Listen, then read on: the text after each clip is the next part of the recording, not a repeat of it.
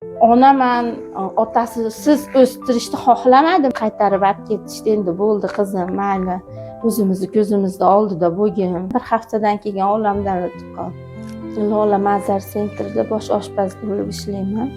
Kuniga 100 ming yuvolishga to'playapmiz inshaalloh. Uzoq bo'lsa ham ertalabda saharda chiqib, Allohdan barakotini so'rab chiqib, ishlab yana qaytib ketaman. Alaykum assalom. Keling aka, assalomu alaykum. Bor hamma yo'q.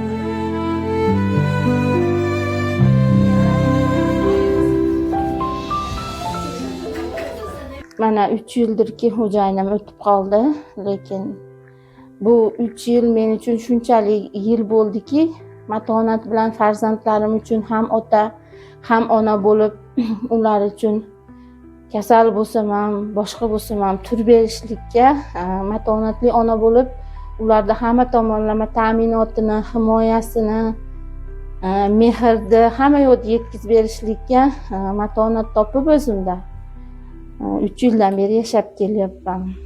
2008-yil xo'jayinim bilan turmush qurganmiz 26-martda.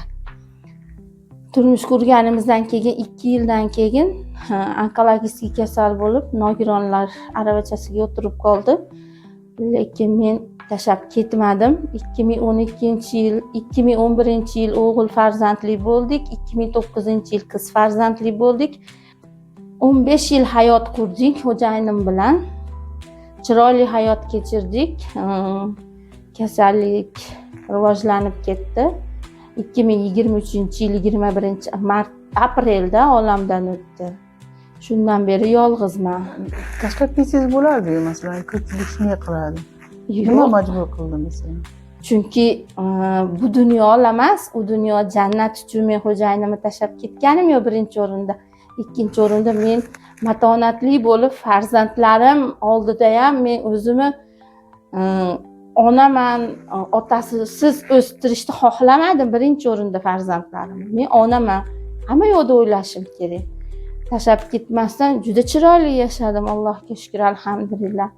Xo'jayinim o'tgandan keyin dadam bo'ldi qizim, endi bu yerda unaqa qilmang deb olib ketdi meni. Olib ketgandan keyin bir hafta o'tib, xo'jayinimdan keyin juda ko'p dadamga suyanib qolgan ekanman. Baribir ayol kishini hayotda bitta erkak kishi suyanchig'i bo'lar ekan. Dadamga suyanib qolgan ekanman. Bu yil 2025-yil 18-mayda ko'chdi. Qayerga ko'chdi? Andijon viloyat Hortim qishlog'iga. Kim uyi u yerda? Ota-onamning uyiga ko'chib bordim. Qaytarib olib ketishdi. Endi bo'ldi qizim, mayli. O'zimizni ko'zimizda oldida bo'lgin. Farzandlaring ham o'zim ana qilay deb ukalarim. Bu yerda qaynoqaynotangiz bilan yashardingiz? Bu yerda qaynoqaynotam bilan yashardim. Xo'jayinim bitta o'g'il edi.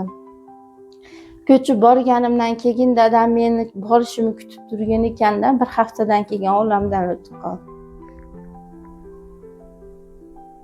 Oson ishlar emas. Ikkita yaqiningizni 3 yil ichida ikkita yaqiningizdan ajralishlik, eng suyangan odamlaringizdan ajralishlik, bilmayman.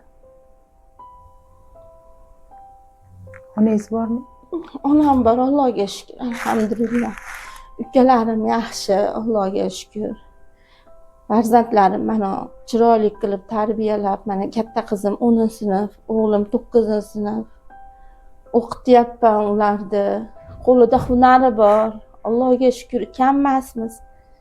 Lekin baribir otamni ham, xo'jayinimni ham qo'msayman.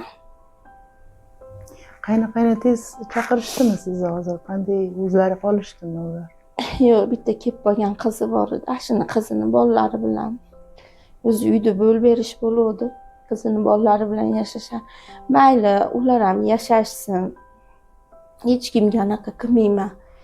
Ular ham bolalarimdan xabar olib turishadi, tez-tez ular keladi, borishadi. Shunaqa yashab kelyapmiz. O'zingiz qayerda ishlaysiz? Jala hududi Lola Mazar sentrida bosh oshpaz bo'lib ishlayman.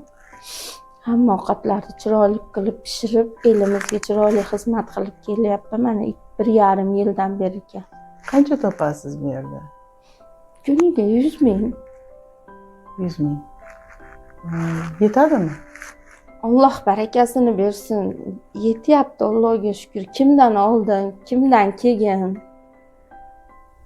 harakatdan to'xtamasak, barakatini bersin endi Alloh. Qiyin, chunki farzandlarim katta bo'lib qolgan, arab tili, ingliz tiliga borishadi.